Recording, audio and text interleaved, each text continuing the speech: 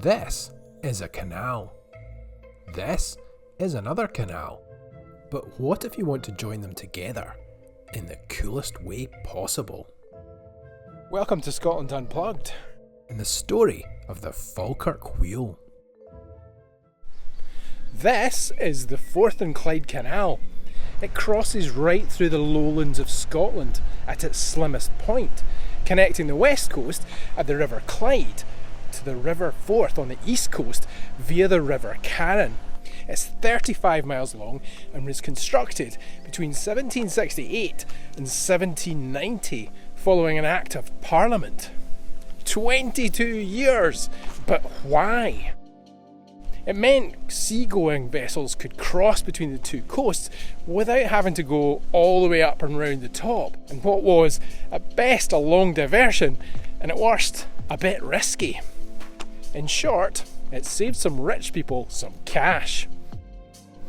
But all of this meant that the residents of Edinburgh were left out in the cold.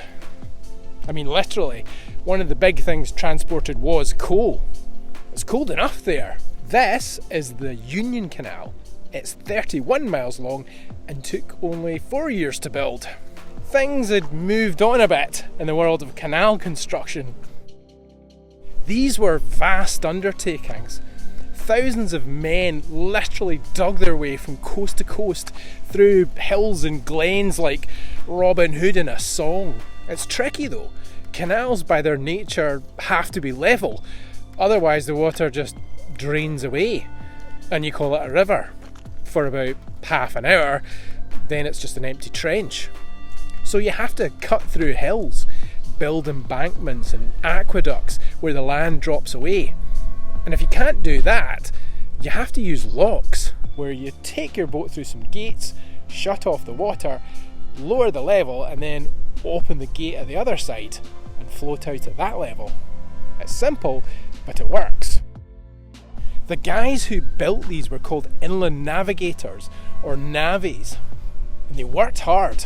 A good navvy could shift 20 tonnes of earth in a day, and it's reckoned they needed to consume between 6,000 and 10,000 calories a day just to keep moving. They obviously didn't have diggers or jackhammers or anything like that.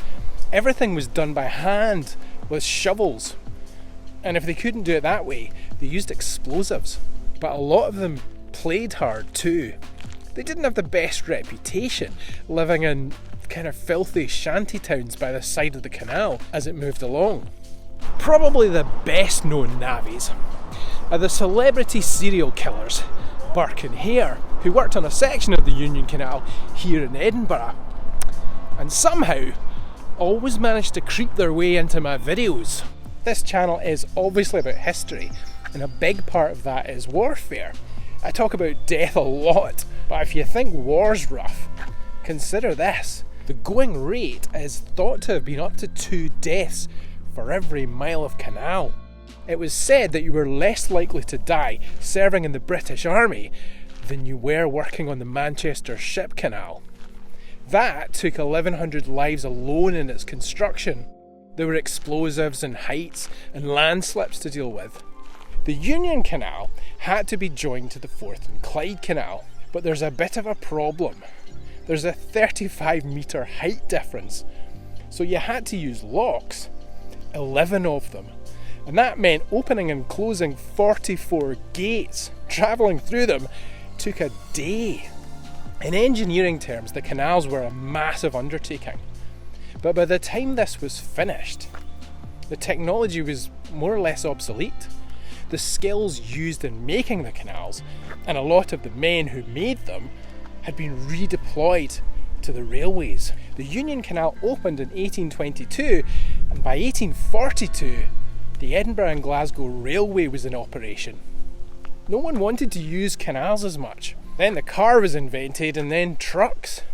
These canals just died off. The 11 locks fell out of use and into disrepair, and that was that. Until it wasn't. Just along the Forth and Clyde, you'll find Duke and Baron, the Kelpies. The Kelpies, as you'll know if you saw the video I did on them, were mythical, malevolent, shape-shifting water horses. But these two also represent the history of the canals and the horses that pulled the barges along these towpaths. They're beautiful, and these days they're appreciated for that.